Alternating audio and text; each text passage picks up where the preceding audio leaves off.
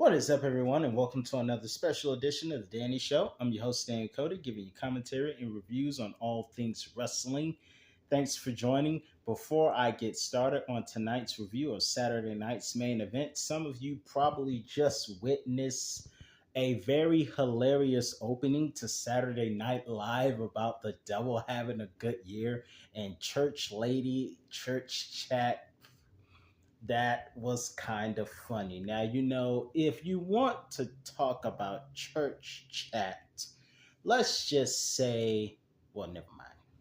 Never mind. But in any event, I just want to show you guys in honor of Saturday night's main event going classic.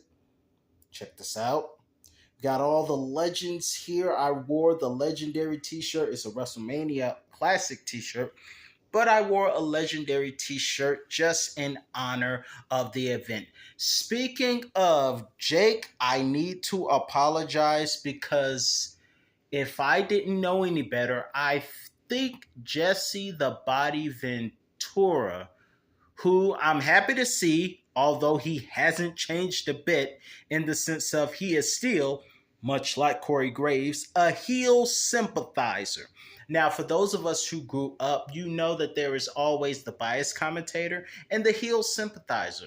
Jesse the Body Ventura was always the original heel sympathizer.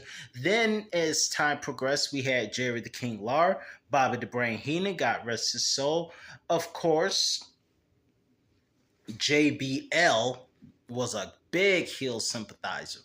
And Jesse the Body was one of them. But it was great to hear from him. Great to see Pat McAfee back. I can't wait to see him when Raw goes to Netflix.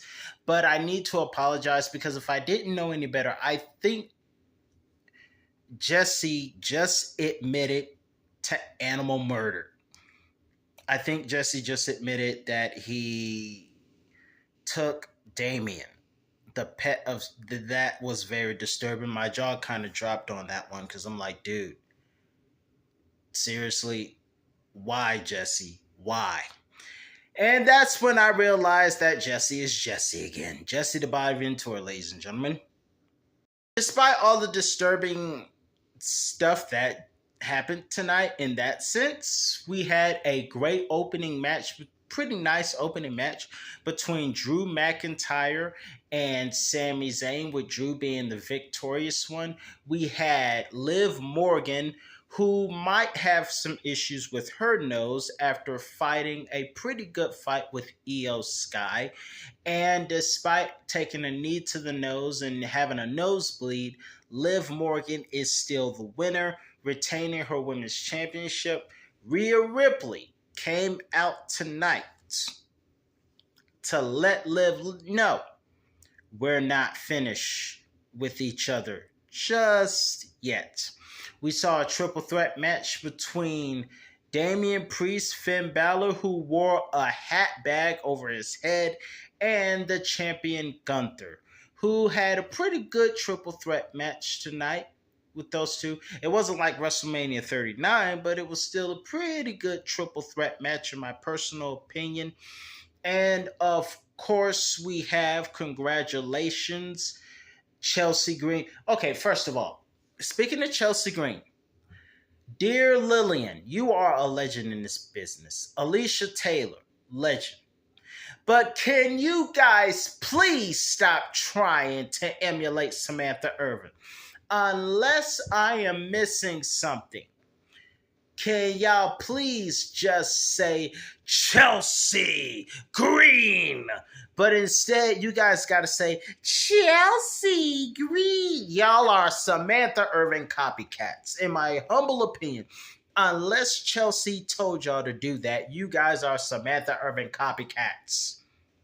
But nonetheless, great to have the legendary Lillian Garcia announcing tonight in Uniondale, New York. Fun fact, one of my two of I have a couple of favorite matches that took place in Uniondale, New York. But if I had to tell you my favorite matches that took place in Uniondale, New York, I would have to tell you that one of my favorite events to happen was SummerSlam 2002 in Uniondale. It was an awesome night.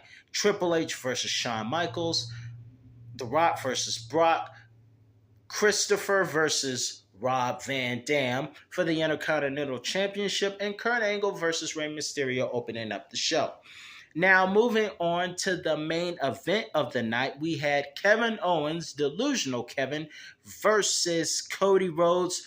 And the rumors are true. He brought back the original championship belt, the original Winged Eagle championship of the golden and new generation era. And I want to ask you, which one was your favorite? The new generation championship or the Attitude Championship? Personally, my favorite was the Attitude Era Big Eagle Championship. That was my favorite. But it was very awesome to see Cody Rhodes bring back the original title tonight. And of course, can I please say the definition of insanity is doing the same thing over and over again, hoping for a different result.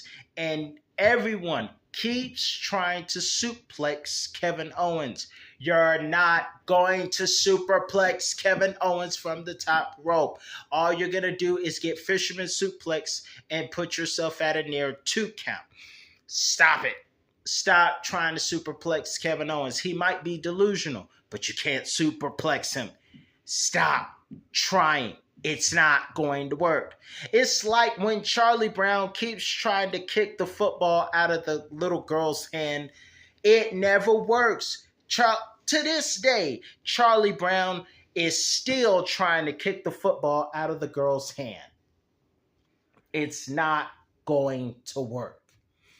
And years later, they're still going to try and superplex Kevin Owens, and it won't work.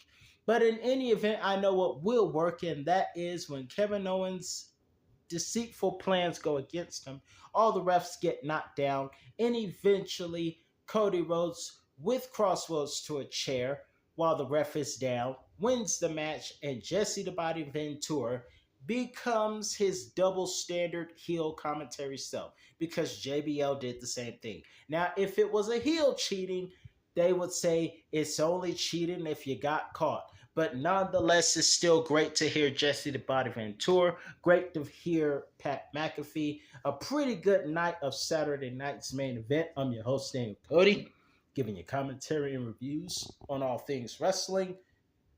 I think it was very disturbing that he talked about Damien the Snake like that, but nonetheless, great show. I'm your host, Daniel Cody. Hope you enjoyed the show, and see you next time.